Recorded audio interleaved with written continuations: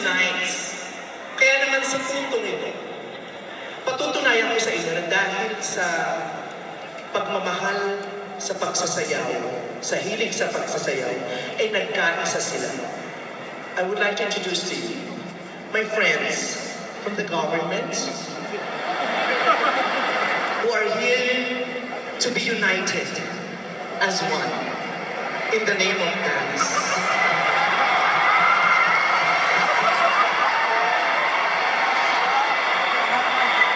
Here are my friends from the government. Pakibaba ang mga cellphone na lang magpipidyo, puta! Magpipidyo natin nila to! Step forward, please. Kala ko ba, you're united tayo magpipid. Bumati po muna kayo. To all my fellow Filipinos, naniniwala ako na dapat tayo ay buo. Buo? Ano yun? Buo? Sir, wait lang. Okay. Buo, you mean united as one? United. Unity. Na dapat tayo ngayong gabi ay magkaisa na dahil tayo ay dapat ay nagkakaisa. Sir, magandang gabi po. Magandang gabi.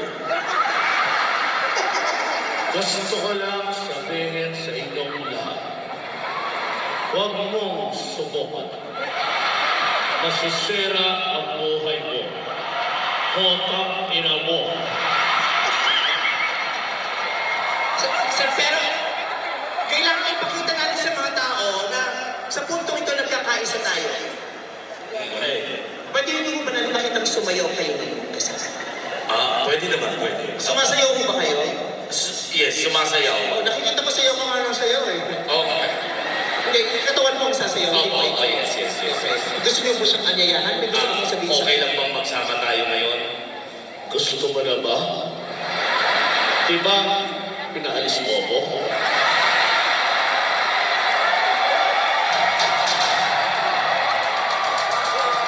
Baka may nagbibidyo. Gusto mo itabi natin si Senator Tom para sa iyo.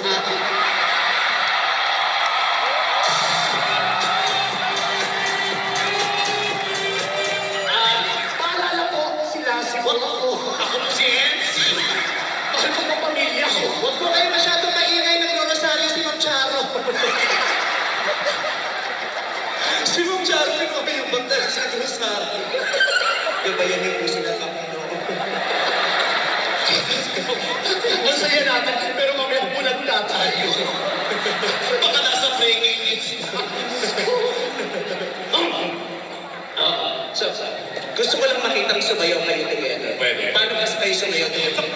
Masarap kasi makitang nagkakaisa, nagkakasundo. Diba? Baka pwede namang isete lang mga magkakaibang opinion ng maayo, diba? Tama yan, tama yan. Tama ka dyan.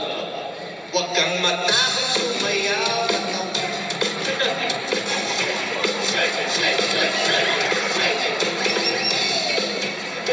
Kala ko ba mahina?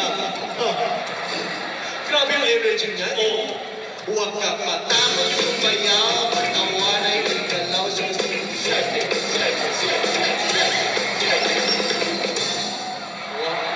Sandali!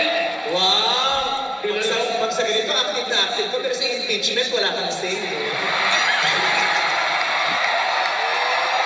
Say ka lang. Hayop ka!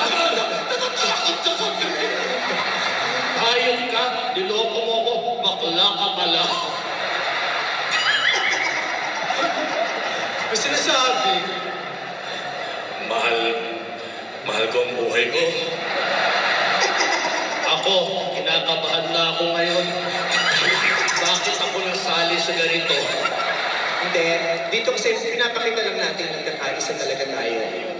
At pero dapat kasi hindi na kayo pumunta. Bakit? Ha? Pumunta kayo, tingnan mo. Nalaman tuloy nilang magkakabati tayong tatlo. Malulungkot na naman si Christy. Masisira yung narrative ni Christy na magkakaaway tayo, huwag kang maglala. May magtatanggol sa atin. Sino? Sino ang Bea, you handle it.